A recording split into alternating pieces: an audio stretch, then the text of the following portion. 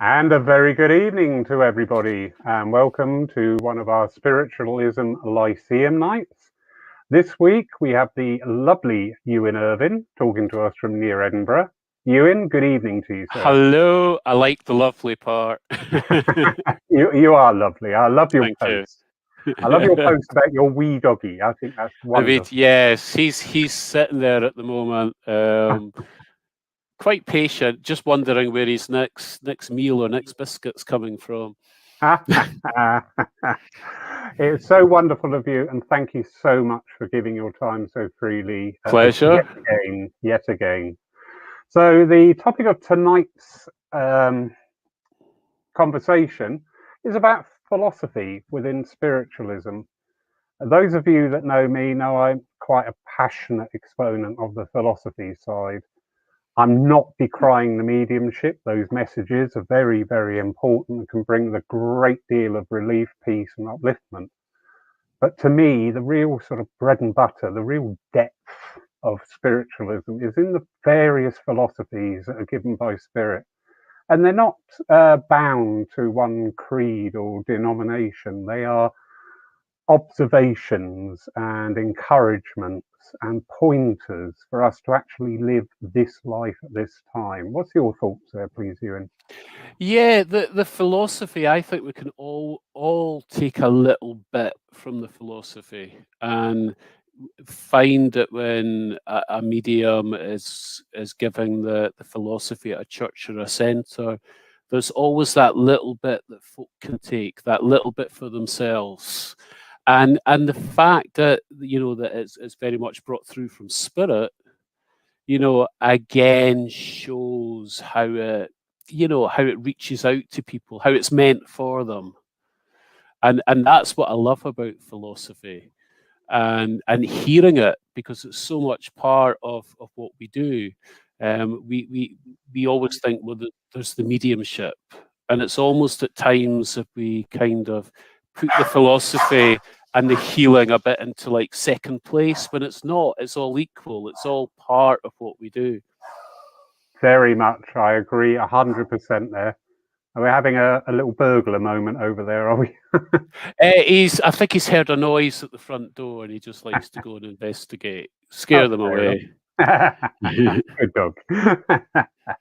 Yes, I very much agree that sometimes the other sides of spiritualism are put to one side in favor of mediumship. But then when we are working in that philosophical realm, that is also mediumship.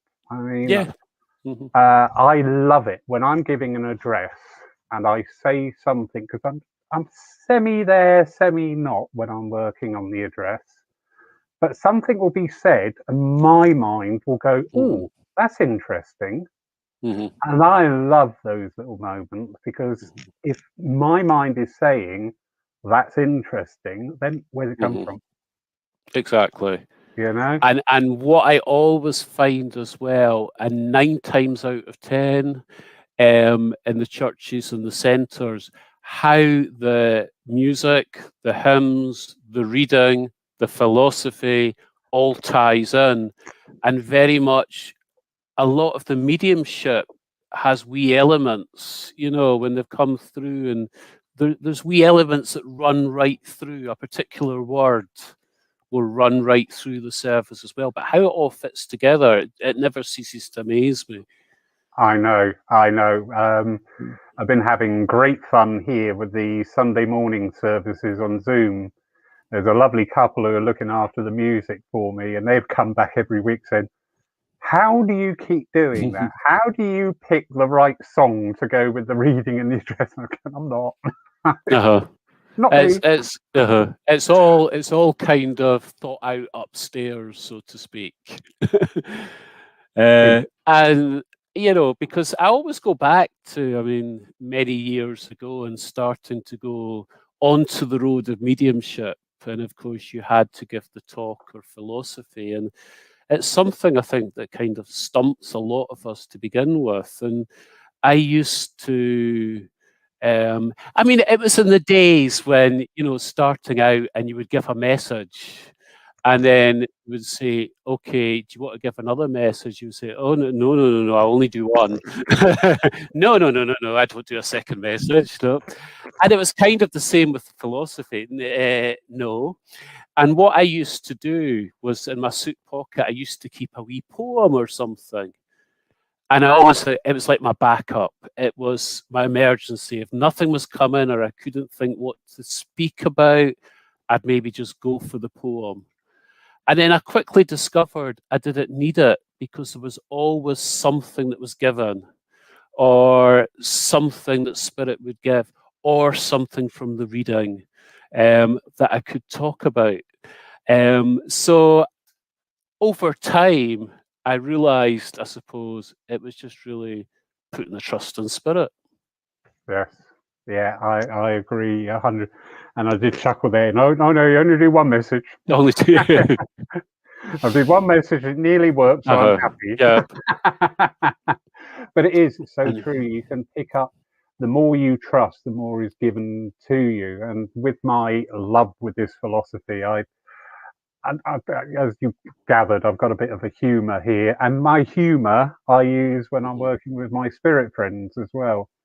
And I attended one of the local fledgling nights, and I thought, right, I'm going to do. Everybody else is doing mediumship. That's fine, but I just want to do philosophy. And I'm going there, and I'm thinking, I've got nothing. I've got nothing. Give me something. Give me something. Give me. God, I've got nothing. Just as we were going to go into the church, I kicked something in the doorway, and it was an empty pot of muller rice. And I picked it up, and I just looked at the ingredients. And I always remember this because it actually, the ingredient said rice was something like 6%. And I thought, well, that's a bit disappointing. Yes. Rice pudding, and it's only 6% of it rice. What's the other 94? Yeah, exactly. But that actually spurred my talk. And from that, all this came through. And I was just sat there thinking, okay, it's working. But it's beautiful. And when you do get that philosophy that resonates with you, and that's quite an important part because there are many schools of philosophy within spirit. We're going to hear some addresses and just think, not sure, doesn't resonate with me. But then you'll hear others and you'll go, wow, do you know what, actually? And I've had it, people have said, do you know what? I came here with a question today and it was answered in the address. Yep. Yeah. And again, it's almost as if it's all orchestrated by upstairs, by Spirit upstairs have somehow done that. And I think as well, you know, and it's a thing of course we're missing at the moment is the churches and centres not really being open, is the amount of people that come along and they'll say, do you know, I never got a message, but while I was sitting there and the philosophy and hearing that, and I just went away feeling a little bit better. Yeah, I agree. It's very interesting at this time that we are seeing such an upsurge in people looking into spiritualism and spirituality and various different things. It's been reflected through history because after both the world wars, spiritualism had massive resurgences where there would be Lyceum nights, say at the Royal Albert Hall, and the place would be packed.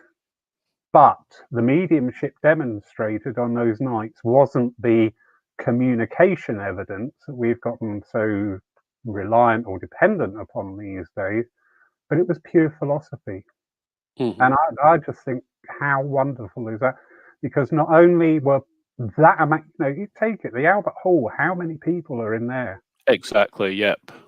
And they've come to hear spirit philosophy. They haven't gone there thinking, oh, I hope so-and-so comes through. They've gone there to find out, because when we are challenged, during the wars and at this time with so much loss about, people are looking at, what is life? What is my connection with God? What is? And I think the reasons as well, because certainly, during the war, there was so many folk that were killed and never had the chance to say goodbye, and folk that just never came home, so there was no closure, nothing like that, and folk were looking for that proof, that evidence, that closure, that chance to say goodbye, and we can see a little bit of that happening at the moment as well, unfortunately. But I do wonder as time goes on, that people are looking more within themselves, I think, and looking a little bit more spirituality at themselves. And I always remember, and again, I've mentioned this in actual philosophy, but someone once said, "What does spiritualism mean?" Or and folks said, "Well, it's spirit, it's spiritual," and they said, "What about the wee ism on the end, spiritualism? What's the wee ism?" And everyone's looking, the ism? Yeah, the ism, the ISM. Break it down. Inside me, spiritual inside me, spiritualism. Yeah. And I remember thinking about that, and it kind of hit me, and I thought, yes, that's exactly what it was. And I have used that within philosophy, and perhaps things that have happened, and also where everything's just come straight from spirit. It's I don't know if I just say it's weird and wonderful how it all happens, and sometimes it's hard to explain it in full. It Indeed. just Indeed. One of the hardest things, isn't it, when we have our people asking, okay, what's it about? It's quite difficult to explain the whole because it's something you experience. It's not something we've sat there and learned. We've not sat down and taken tests, written out dates, and memorized people. It's a lifetime of experience. But to try and explain that to people, it can sometimes leave you a little bit tongue-tied. I mean, the actual word philosophy goes way, way, way back in time, even BC. In ancient Greece, there was a gentleman called Pindar, and he put forward this idea that the soul resides temporarily as a guest in the home of the body and then returns to its source. So that's like, okay, that sounds like spiritualism to me. Yeah, and these thousands of years later, science is starting to come round to that as well. Again, that the consciousness, it's not the body that creates the consciousness, but consciousness uses the body. Yeah. And starting to come round, and I love that. The fact that for so long, science and everybody on the side of spiritualism and alternative things were kind of a wee bit loggerheads. There was a no man's land in between, and we didn't come out onto it. But now, kind of starting to play a little bit of kind of football in between, a little bit of batting the ideas about, and perhaps starting to come together. And we can see that now that they're starting to look at this, and that science is saying, actually, there might just be something to it. There might just be something else out there, and I think that's very interesting. I think that's great. It is, definitely. Our nights and our involvement with the Spiritist fraternity. My first introduction to Spiritism was a few years ago, and I went along to this lecture not really knowing what it was about, what was going to happen. And there was this lovely chap from Brazil who was speaking through an interpreter. And then these slides came on of the measurements of his brain pattern, the alpha waves, beta, theta waves, before he went into trance, during trance, after trance, and I'm just like, wow, this is something else. I like this. And again, I think it's kind of, we were talking about trying to explain philosophy, and just from what you said there, it's also hard to explain when you're in that zone, or you're in that space where you're connected with spirit. It's difficult to put that into words. It's difficult to try and describe the intensity of it, the feeling. It's, I don't know. It's just it's difficult. Yes. For my experience and working with philosophy, although I'm working with a new guide and trying to work slightly differently because I want to keep growing. But going back to what I said was I'm sort of like semi there and semi not, which was lovely because when I'm not there, I'm not hindering what's coming through. But especially when I first started on the circuit, I was still working then full time before I retired at my very young age. But unfortunately, I used to work in a very big engineering firm, and you can imagine on the shop floor, it wasn't the Sunday afternoon language, and I can imagine. Yeah. it was always my greatest fear because I'll be in that vein, that energy with the philosophy, and I would slightly drop out of it and become more conscious and aware. And my first thought was, what have I just said? Have I gone into work mode? Please don't let me have just gone into work mode. But you are, you're just slightly out of it. Yeah, and I think because after given philosophy, or most times after doing a reading, I cannot remember what I've said. I might remember wee bits, but someone comes up to me and says, "Well, you gave me such and such." It's, did I? Okay. And it's not that I'm just, I just cannot recall. It's given, I give, and the mind just doesn't hang on to it. And yet it used to at the beginning, because of course we doubt ourselves, and the mind tries to say, is it me or is it them? Is it me or is it them? And the mind really plays fully within that. But as time goes on, you learn to trust and just go with what spirit are giving you. The mind kind of just wanders away. Definitely. And I think it's very good evidence for mediums themselves, because if you sit there and use your mind to construct a sentence or something, you're going to hold on to it because your mind has put all that together. However, when you're working mediumistically, your mind isn't really involved. It may be taking the odd picture here and there, but it's not been involved in the construction of that sentence. And that's why it's not there. And it is difficult, as you're saying, if someone was to come through, it's kind of the building site language, and you've got someone in spirit coming through and giving you that, and you're in that zone. It's kind of, I think that there's something that just kind of stops you from saying kind of the wee sweary words and things or language that we use. It's always like there's a wee stop button that they have. But I do sometimes think, oh, what have I just said, because of the person I've got through. And thankfully, I think I've only had one or two wee indiscretions where it's happened. Going back. But it's one of these things. Definitely. But the history of philosophy and associations with spiritualism go back right to the very, very roots of spiritualism. As you quite rightly say, it was a communication, it's a healing, it's a philosophy, it's all one big package.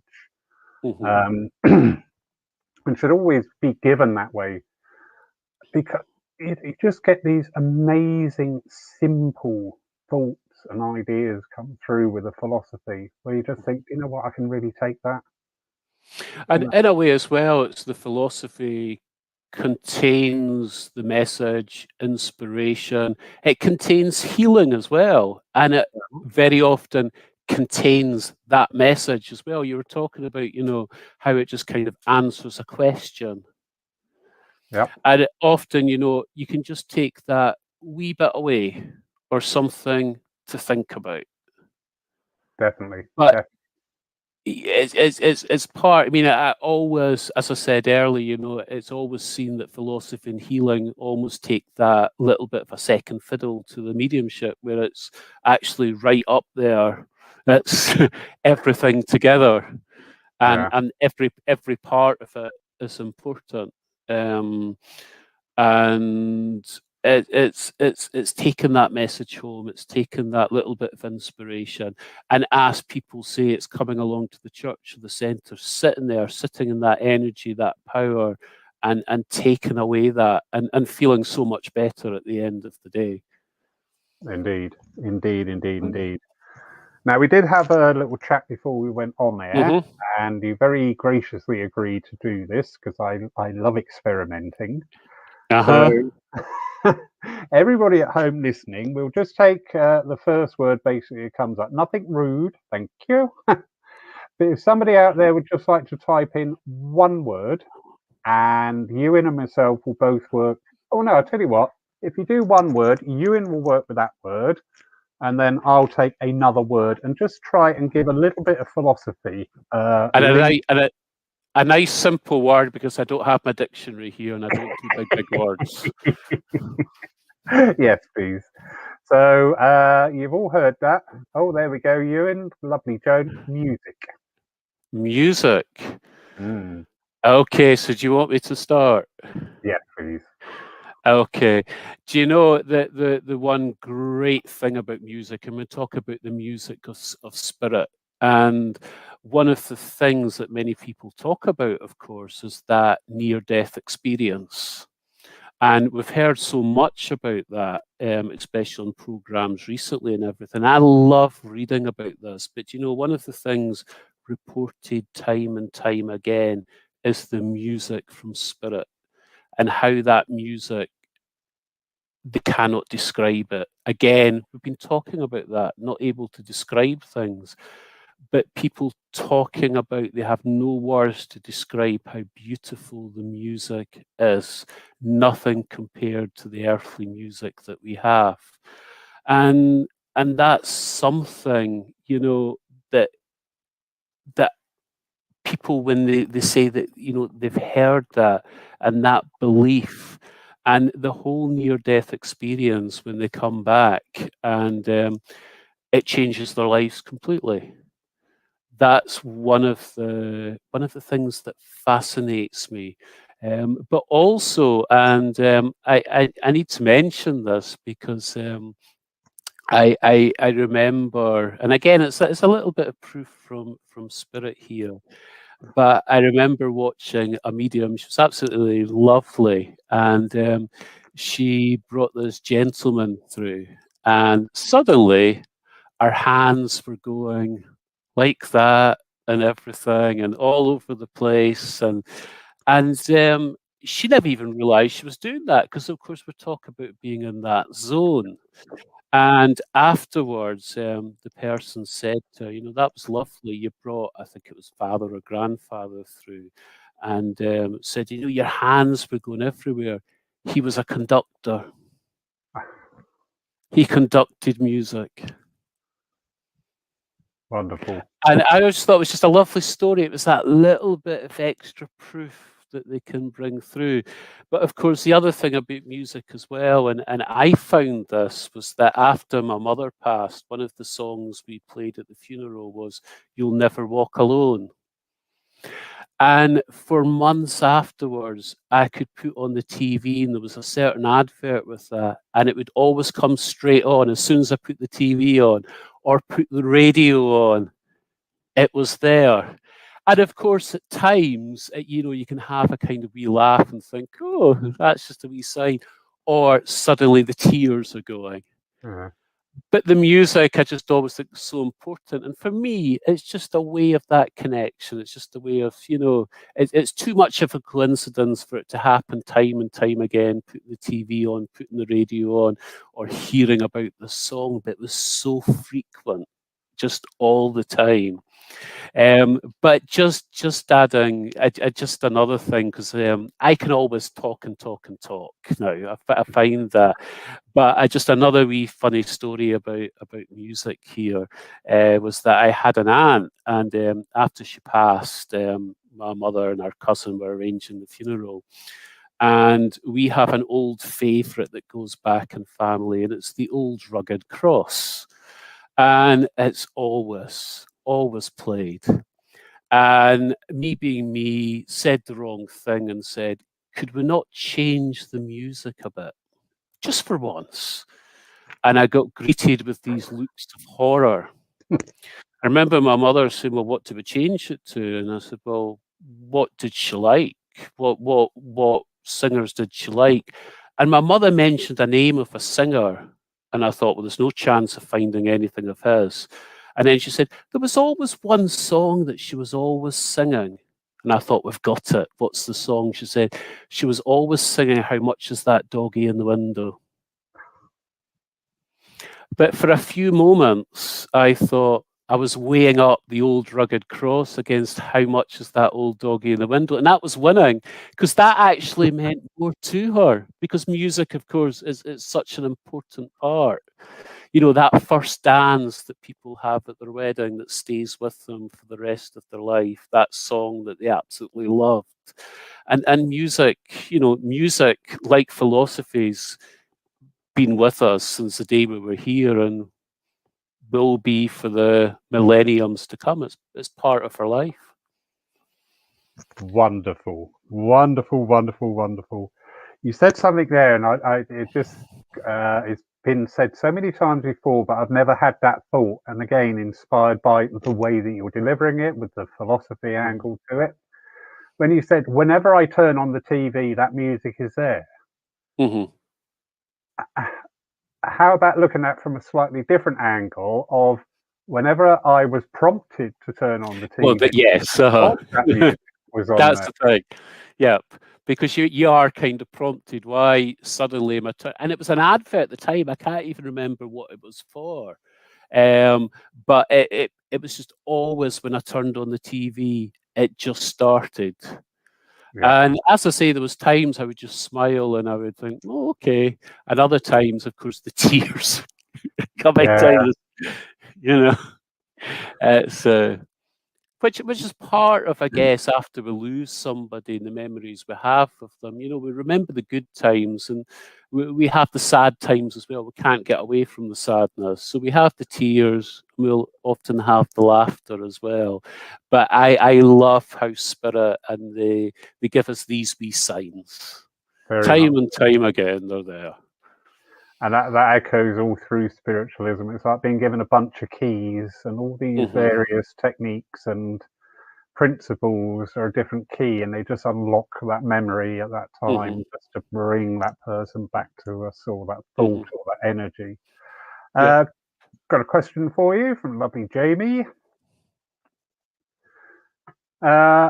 Jamie's disagreeing. He says he thinks, like you, that philosophy is an important part of spiritualism. And he's asking, why do you think there seems to be an emphasis on courses about evidential mediumship? Do you think philosophy is not something that can be taught? I think folk, they want to progress their mediumship, and mediumship is always at the forefront to them. It's about progressing that. And so there's so many courses on mediumship, and absolutely right, there's not a lot on philosophy. But again, very important. And what I do notice the SNU, because I've got a set for doing one of the training courses for them, is it's prompt cards, and it's like we've been using. There'll be a word. So given the word and giving that philosophy on it, and really tuning in just to Spirit and just seeing what comes forward. And I think that can be taught, and very much in the development circles as well. Yes. You know, we're talking about teaching mediumship in the development circles. Yep. Philosophy as well. And I know in circles I've been in and circles that I've taken, we've had nights where we are not giving mediumship, we are not giving messages. This is about the philosophy from Spirit. This is about bringing that forward. And again, I do wonder if it's something that'll become more and more apparent because of the times that we're living in at the moment. I think things are changing, Yes. Yes. and I think as well as the healing and the philosophy. So I fully believe those that are mediums who want to be mediums.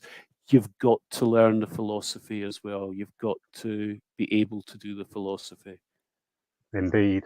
The development circles I've been fortunate enough to sit in, all of them, you would work in all the different aspects each week. So, and again, similar to what you said with the SNU cards, we would have, I think they were called angel cards with just one word.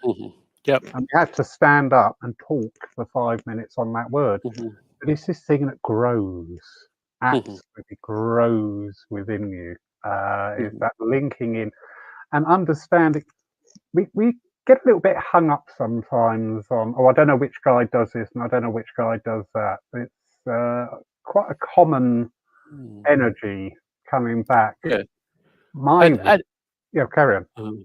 I don't fully know, everything about my guides. And of course, guides change.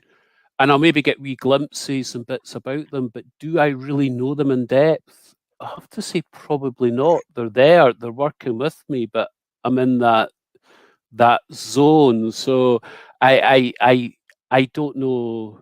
I don't know kind of all about their lives. And sometimes they're a little bit of a mystery as well, but I trust that they're there. I know that they're there. But I probably don't get I don't get hung up on them or I just let them do their job. Good. I think they'd worry that I'd ask too many questions and they'd be fed up with me. So they're probably quite pleased that I just go with the flow. I often joked, I said, I'll always know when it's my time to go home because all my guides have been reincarnating quickly, going, oh God, he's coming, quick, let's get back down there before he gets up here. Yeah. Always remember, funny enough, going back to first doing philosophy, and I was taught a valuable thing by one medium said, Ewan, when you're standing up giving philosophy, if after 10 minutes people are looking out the windows or looking at their watches, just sit down. Very true. Very true. And it's something I've never forgotten. So I have to say, if always have that wee look as well, just to make sure folk are with me still. Yes, most definitely. So to keep up the bargain, I can't let you do it and me not. Okay. So, Marion Frisbee is talking about imagination. So on a philosophical side of that, quite interesting, because as this conversation has gone, it's prompting my philosophy guide here at the side, William, and he's having a ball listening to this. But he's talking about the word imagination here, and he's saying, but we're coming back now to this, what is imagination and what is mediumship? And it's bringing this down again to what is mediumship. We understand for the whole that mediumship is of the communication type, that you are able to bring through that presence, that energy, and that evidence of a loved one that we assumed lost to us, but able to communicate with us from spirit. But mediumship runs through everybody because everybody is spirit. That's an undeniable fact. We are all spirit, regardless of race, creed, color, religion, wherever we are on this planet, we're all interlinked because we are all spirit. And spirit work with us. And imagination is one form of some forms of mediumship. It's that little prompt, it's that little idea, it's that little click moment when you think, you know what, if I do that this way, because spirit don't just work with us on the communication level. They want to be part of our everyday life with us here, helping us to grow, helping us to learn, helping us when we have the challenges, helping us when we realize maybe we need to sidestep and go a different path. and they're going to work on whatever level, whatever way, but it's all down to mediumship, not the communication type. Mediumship is communication of spirit. Now, if spirit communicate with you, as in prompting you to turn on the music at that time and that song is there, if spirit prompts you that you sit there and use your imagination to be able to encompass your ideas and progress yourself, or spirit use that mediumship to bring back another, that moment, that touch.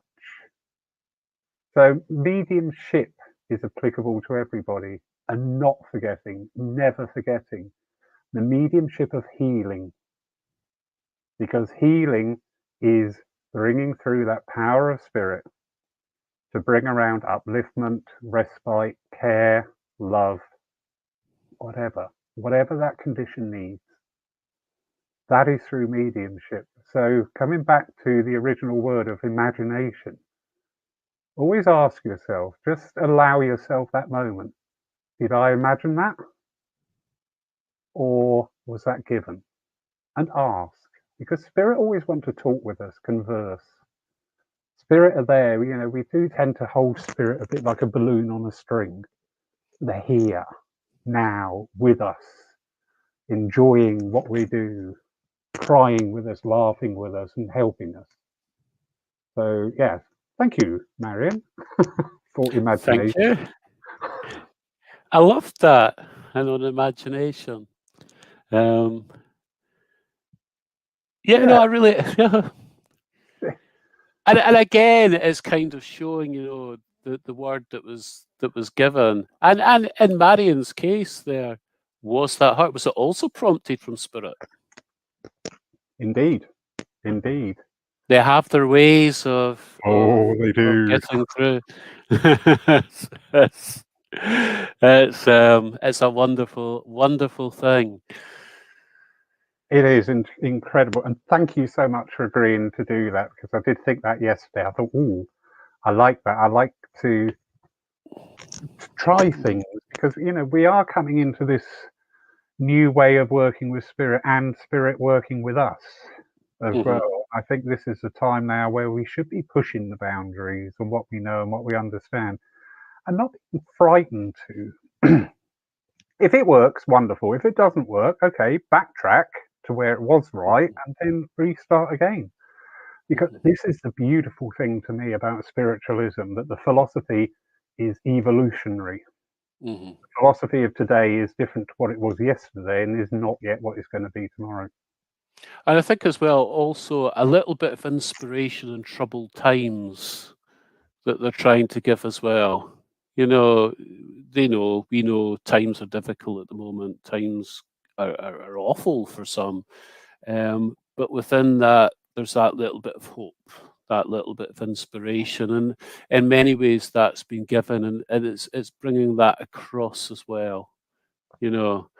And I suppose very much it's like, all the stories of the war, and everybody coming together and looking for the good in everybody, and that inspiration and good times will come.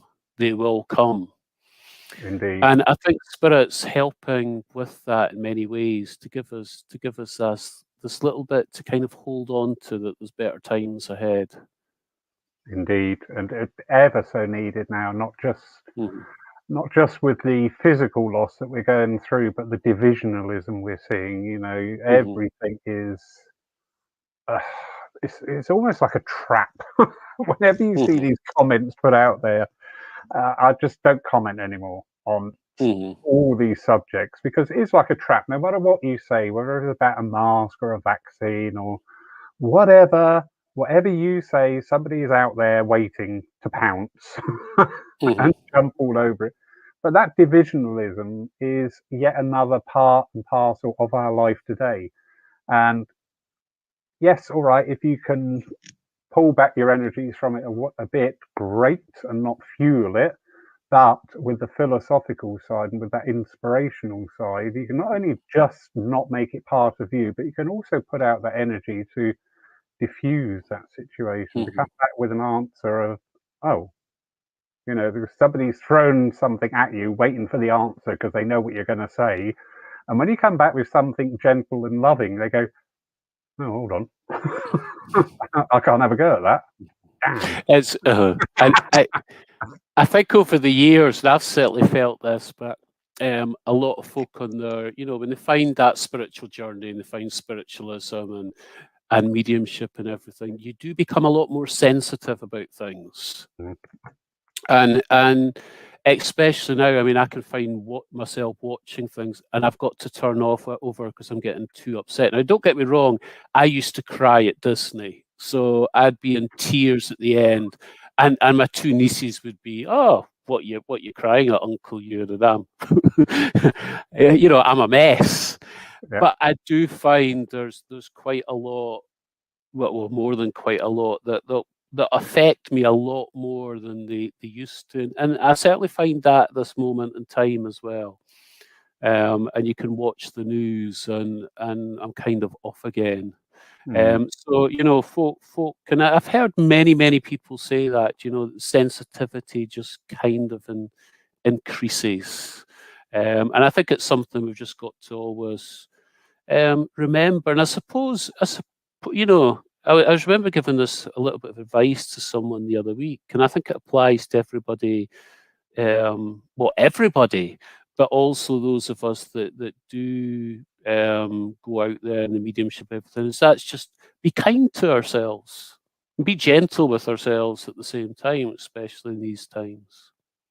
Indeed, and recognizing that sensitivity, Mhm. like you. What's on the other day? Oh, Nanny McPhee in The Big Bang. Yes. I love that film. Uh-huh. But it's that ending when she bows to the chair of the late mother. Mhm. Woof, straight Mhm. out there. But Uh-huh. also that sensitivity, we need to be aware that it not only rebounds like that on our emotions, it rebounds like that on our whole psyche. I was in a habit of, in the morning, I would have the news on the TV while working on the computer. And I just found myself getting into this really turgid vibration. I'm just thinking, what is wrong with me? Because, that I know there's a lot going on, but I try to be positive and I'm finding it so hard. So I just turned off the TV in the morning. And do you know what? The next day, I had a beautiful day Mhm. because your sensitivity is picking it up. And even Yep. not directly watching it because it's coming in audibly, your Mhm. vibration is picking that up. Yeah. So, sensitivity is a beautiful thing. Mhm. But like all things, you need to learn all its aspects. Mhm. Yeah, and just be, I guess, just be kind to ourselves, be gentle, and I suppose work for the best. And spirit will protect us there as well. Very true. Very, very They true. they they will help. As I say, it's very much putting the trust in them, and just allowing them to do what they want. Because very often, say folk will say about a medium, and that was a great message or whatever, and it's spirit that are bringing it. At the Yeah, end of the day, we're just that kind of wee telephone or megaphone or speaker just bringing it through. And some days are clearer than others. But they're the ones that are really doing all the work. indeed, indeed.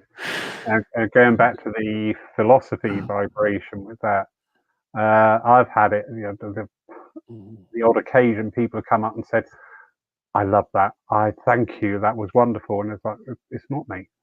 Mhm. It isn't me. I can't even remember what I said. I used to say to people, I wish somebody would tape me one day doing my philosophy so I could hear it again. Well, now in this day of where we're streaming it and recording it, you know what? I've not watched myself work. I don't like watching myself back. I Just, just oh no. that I always think that's what fast forward buttons were for. I use these just. It's the answer phone syndrome, isn't it? When you hear your voice on the answer phone, you think, my goodness, that's not me. Uh-huh. Yeah, no, I refuse to watch myself. Yeah, that's very Uh, true. But we can also, I mean, that leads to an important point because we get critical of ourselves as well. Mm. That's another thing as well as the sensitivity. You know, we'll always come away from a place thinking, I wish I'd given that little bit more. I could have given that little bit more. There was some, so we're always critical at the same time. And I was about to throw in that joke there, there's never a happy medium.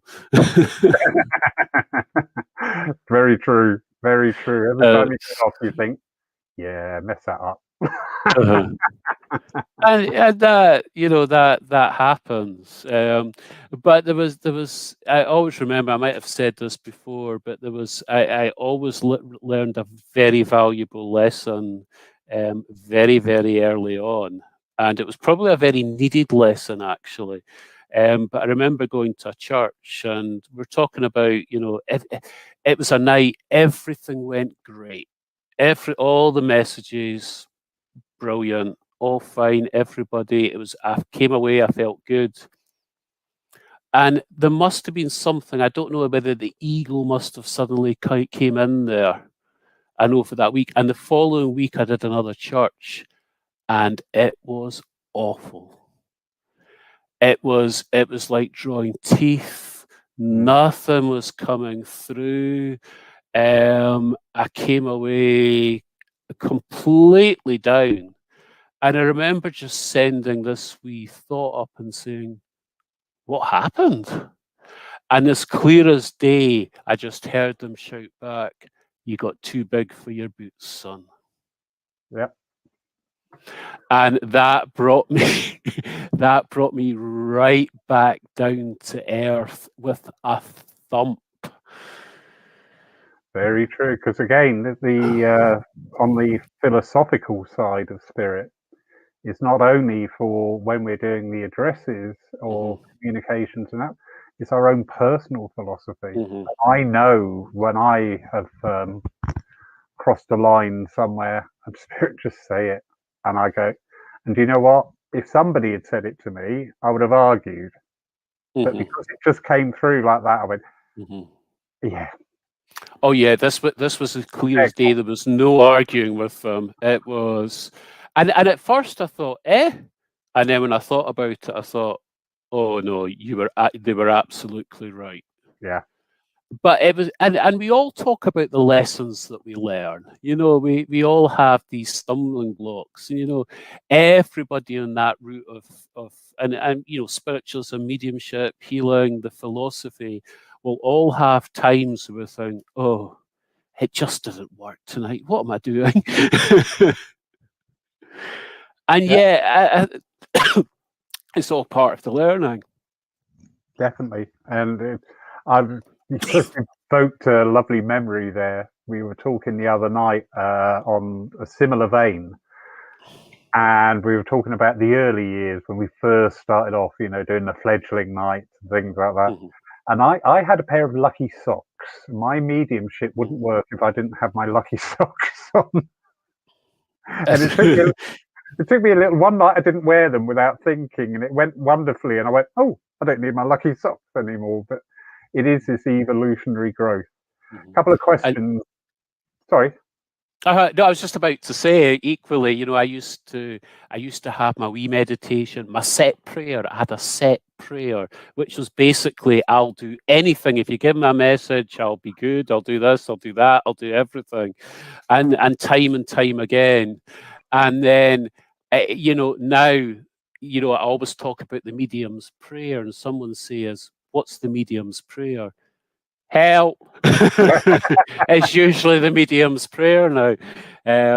But we start out and we have all these things, and again, I guess it's just putting the trust in them. It's just putting the trust in spirit at the end of the day. They'll do the work. They'll meet us halfway. And again, when the trust grows on that philosophical energy, that's very inspirational for the prayers also. I've seen some people deliver absolutely resounding prayers where the energy is just so there. But on a humorous note, one of my old tutors used that prayer you said about I'll do anything. Mhm. You said it worked. She used to call that the white flag prayer, and she would tell you. We all had, I'll, uh-huh. we all I took won't. turns. Yeah, I won't drink for a week. I'll be good. I'll open doors for everybody. I won't have road rage. Nothing. I'll be absolutely brilliant. Just give me something for my message. And then, as we were saying, suddenly, the first words you hear from the chairperson, "Oh, you've got time for a second message."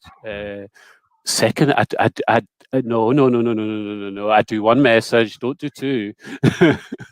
And it's all these wee stumbling blocks, but again, it's all put in place by Spirit. It's all part of yeah. learning. It's all, yeah.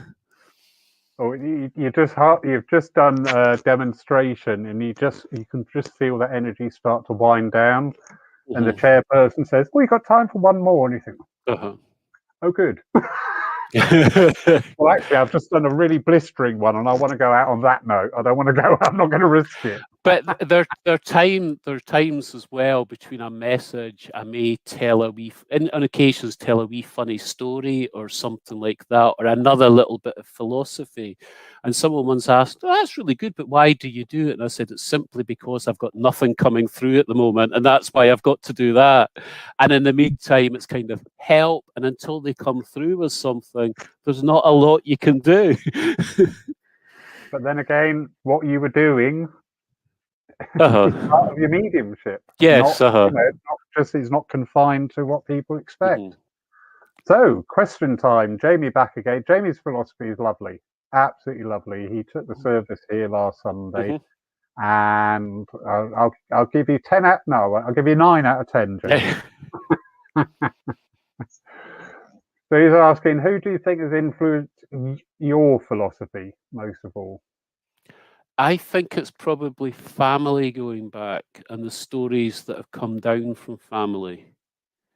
If I'm being honest, because sometimes I will include these. Very often, I will include these, or equally friends where something has happened, and I find that a lot of my philosophy is maybe a kind of example of something that's happened, and Spirit are reminding me, Spirit are filling in all the other bits. But often it's something that people can relate to. So, for instance, and I think I can't remember what church has mentioned this to maybe a week or a couple of weeks ago, but and the reason I'm talking about family here is I was talking about in philosophy the proof of Spirit that comes through everybody else's eyes. It's not necessarily through mine, and it was where my mother had this glimpse into heaven before she passed. It's where my brother had this link with Spirit, and my mother after she passed.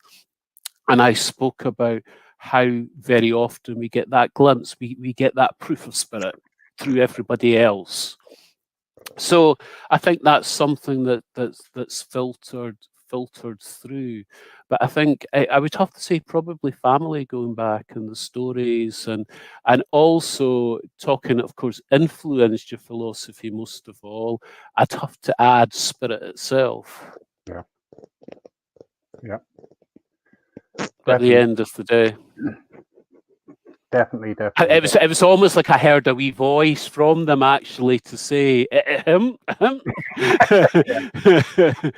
I swear I can say that. It's hear that. So yes, definitely. They were saying, if you don't say that, we'll make the dog bark again. Yeah.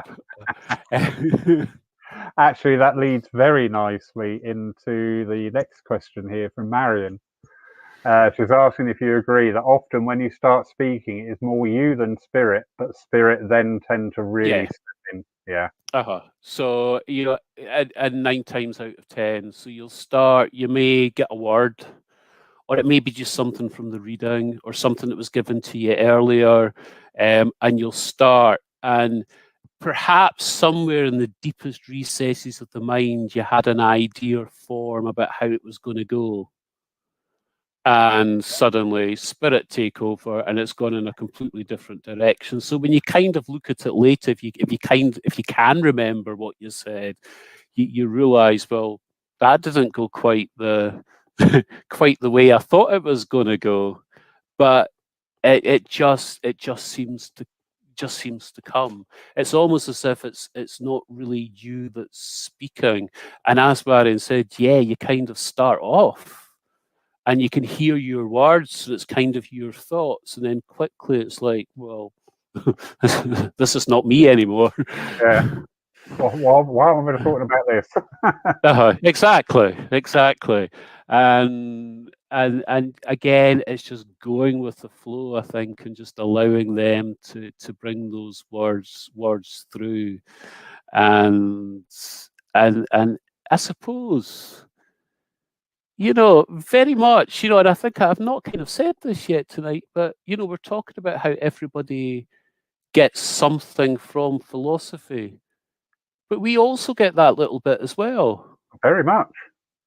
Very. We get that little bit, and it might be something. Oh, I've never thought about that, or very much. Oh, well, that answers a question I had. So we have that little bit that they're giving us. Yeah, I always look at my. Sorry. No, I was just about to say, because very often I think, and again, I think it's going back to being kind and being gentle to ourselves. And I know I'm guilty for this, and I'll put my hands up straight away for this. There's not often a time I will sit and just say and have that conversation with spirit, just like a one-to-one. It's not anybody else. It's not about readings, it's like, well, what do you want from me? What can I do? What can we? And I'm guilty of doing that. Yeah. But I think that would be a great thing to do as well. And yet we have that in the circles as well, because very often we will have a time where you'll meet your guys and just have that experience of being able to ask them questions, and they can let you know and ask you questions and have that kind of conversation. Yeah.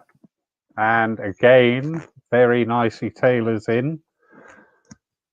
Jan Porsch is asking, do you or myself practice philosophy when you're sitting on your own? Interesting. I know my thought, your thought. Sometimes I'll read something, and for instance, where I said to you, and that leads nicely again, was this a wee prompt from Spirit here? When I spoke to you, I said I'd actually looked out a poem, because it was a poem that's very much on my mind today. And just before I came on, I just Googled for the poem again to print it off. And so, yeah, when I'm sitting there, I may read something, and it'll lead me into, oh, that'd be something great to talk about. And maybe it'll happen, maybe it won't. And again, was it prompted by Spirit? Yeah. Why did this suddenly come in front of me? It's something I wouldn't normally read. Yeah, no, I get that fully. Really good question, Jan. Thank you. My energy, my guides, I'm going to blame them, so don't shout at me. We use this word practice. We practice our mediumship. We practice philosophy. We don't practice. We do it. What we do is we do a constant refinement. But to me, the word practice invokes something like, I'm going to try shortcast pastry today. Well, that didn't work. We'll put that in the bin. When we work with spirit, we're not practicing. We're doing it. But what level and what depth is where it starts to really engender us as mediums. So with that question there, Jan, I practice my philosophy by sitting and talking with my guides. And not every time they answer, but a lot of the time they do, because I'll think something and the response is there straight away. And that's building that link between the two of us, helping us both to understand each other, which then comes out within the philosophy side, because we're more meshed, we're more synchronized. So it allows that philosophy and everything to come through. So nice one. Would you like to do your poem? I would, and as I say, this was something that it kept coming to me over the last couple of days, and again, it's not as a poem I've used, but until the last couple of days, I wasn't thinking about it. I just assuming it was prompted by spirit, this poem, and again back on my mind very much today. So I'm hoping for folk that are watching or watching later on that they will take something from this. And this is a lovely poem I find, and it's called The Ship. And this is it. What is dying? I am standing on the seashore. A ship sails in the morning breeze and starts for the ocean. She is an object of beauty, and I stand watching her till at last she fades on the horizon, and someone at my side says, "She is gone." Gone? Where? Gone from my sight, that is all. She is just as large in the mass, hull, and spars as she was when I saw her, and just as able to bear her load of living freight to its destination. The diminished size and total loss of sight is in me, not in her. And just at the moment when someone at my side says she is gone, there are others who are watching her coming, and other voices take up a glad shout. There she comes, and that is dying. Brilliant.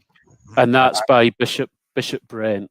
And I often think, if there's one poem that perhaps sums up that dying phase, it just reassures us that there are others helping that person cross over, and they're there for them. In a way, I always talk about going home. Indeed. Yeah, indeed. That is beautiful.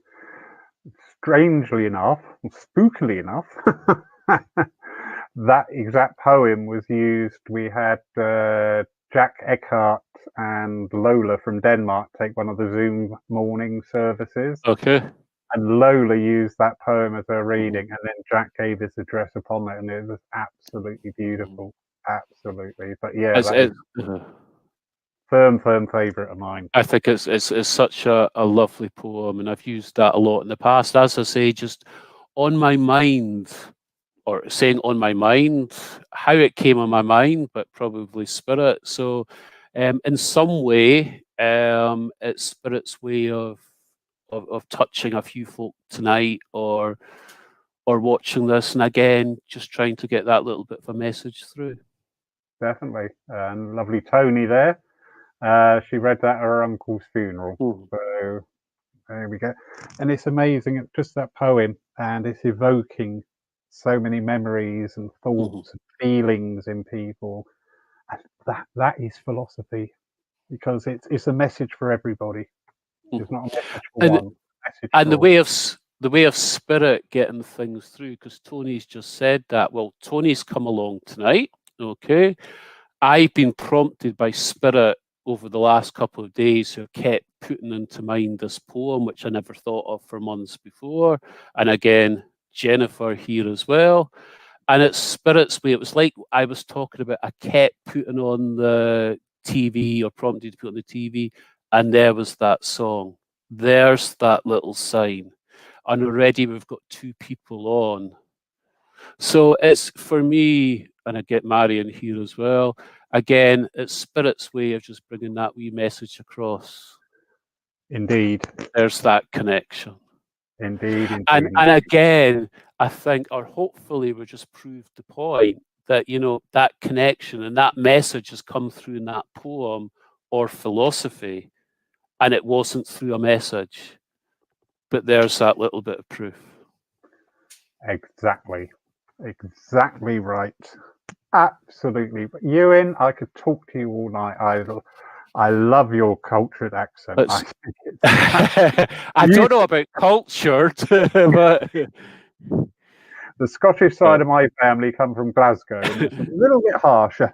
It's only 40 miles to the west. In fact, I'll tell you just very quickly a funny story here. But before the days of sat nav, and I was doing a church in Glasgow, and I got lost on the way back. So I stopped and wound down the window, and this was this big guy, big Glaswegian here, and I kind of said, "I'm a little lost." He said, "Where are you trying to find?" I said, "Edinburgh." He said, "Follow that road right round, and unfortunately, you can't miss it." You'll find that there's a bit of a rivalry between Edinburgh and Glasgow. But it was the way he said that, you know, you want to go to Edinburgh?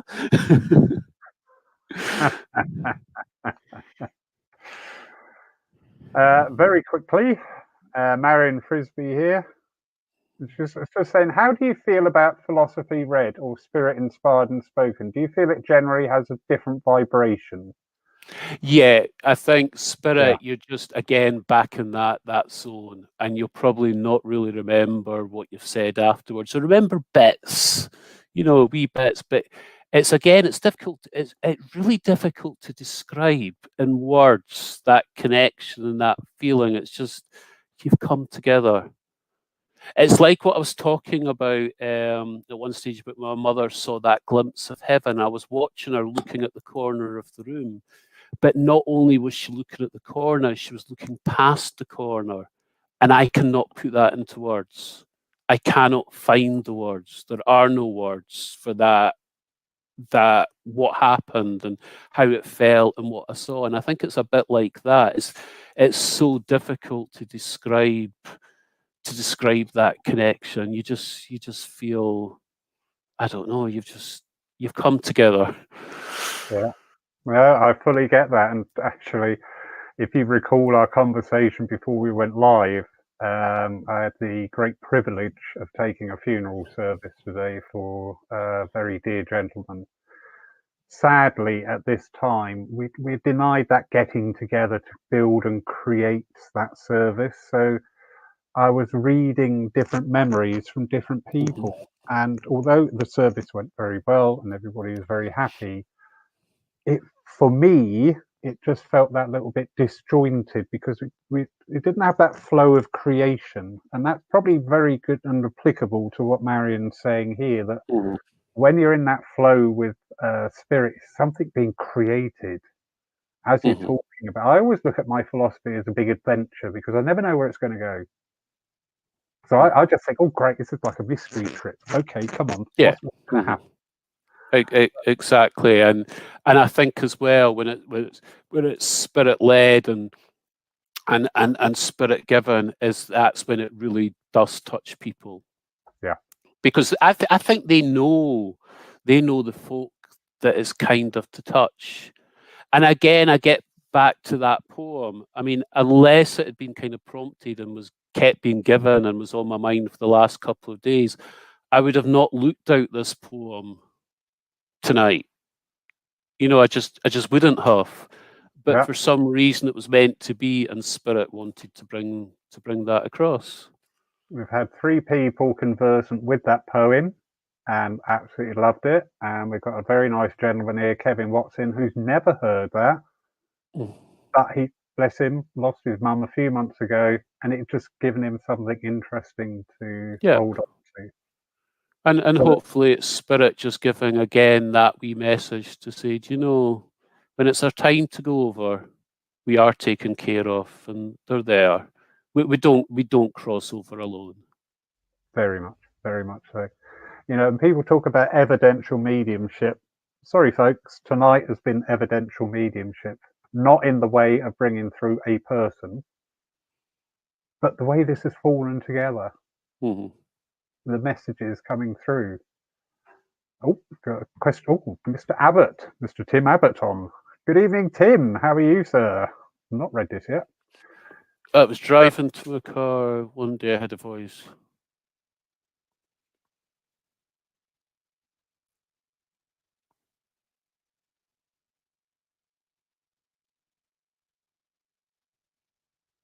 Yes.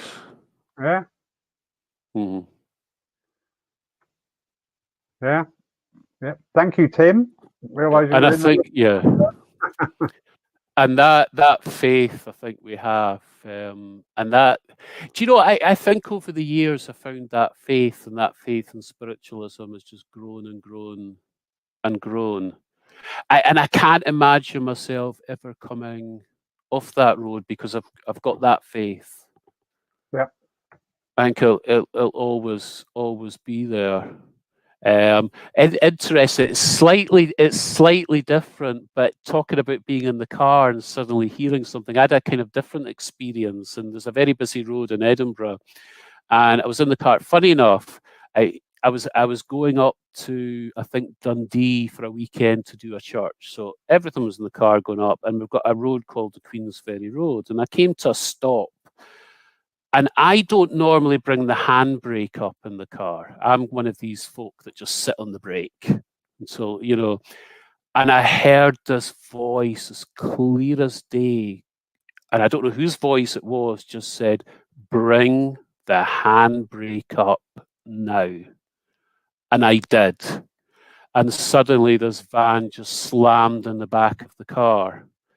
And had I not brought the handbrake up, I would have then been into the car in front. Yeah.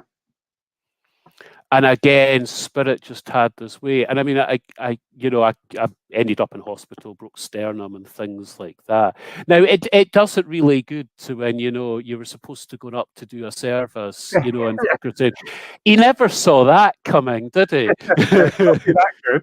He can't. No, we're not having him again. He never saw that coming. But it was, and I guess from Tim's point, it comes back to there was that faith and spirit. I just did it immediately. Maybe I had such a faith and spirit as soon as I heard that handbrake came up, and thank God I did. I think faith is very important. I think it's good that we can all have a faith in something. Very true. My experience on that energy, I used to love, when I lived in London, I used to love coming down here and getting back out into the countryside.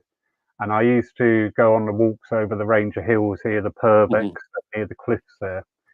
And I was walking one Sunday afternoon. Weather wasn't brilliant, so it was really, really quiet, which was even better. And I was walking along this path, and the path divided. And as I was coming up to the junction, I looked at like what would have been my left-hand side, and I thought I'll go along that way. And a voice, clear as day, but so gentle, but so commanding, it's really hard to describe, said, "If you go that way, you will die." And I thought, "Oh, okay, I'm not going to go that way. I'll go the other way." And I've literally taken about 20 steps, and then I suddenly went, "What? Where has that come? Oh, okay, that's fine. Yeah, I'm trusting that." A couple of months later, I was walking that way again, and I thought, "What is down this other route?" And I went down there, and the path just disappeared. There'd been a big rock slide a couple of months. Right. And I thought, "Okay, thank you very much." But it was that energy. It was amazing. It had the impact of somebody sort of like telling you, "Do not do that," but with a gentle tone. I can't quite get it into Queen's English. And the thing is, going back, I was always the sort of person, if someone told me I shouldn't do something, it would be, well, why shouldn't I do something? Yeah. Why? Oh, no way, I'm doing this. But again, as we're talking about that faith and that trust and spirit, when it comes from them, you kind of listen. True. Ewan, absolutely beautiful night. Thank you again. I'm always thanking you. Wonderful people give up your time and your knowledge. It's been a pleasure. But brilliant evening. Thank you. Thank you all for joining tonight. I hope you've enjoyed it. Next week's Lyceum night, we have the wonderful Yvonne Nielsen from Denmark. Will be taking our evening next week, 7 o'clock, live on this channel. Thank you. Thank you all for being here. Thank you again, Ewan.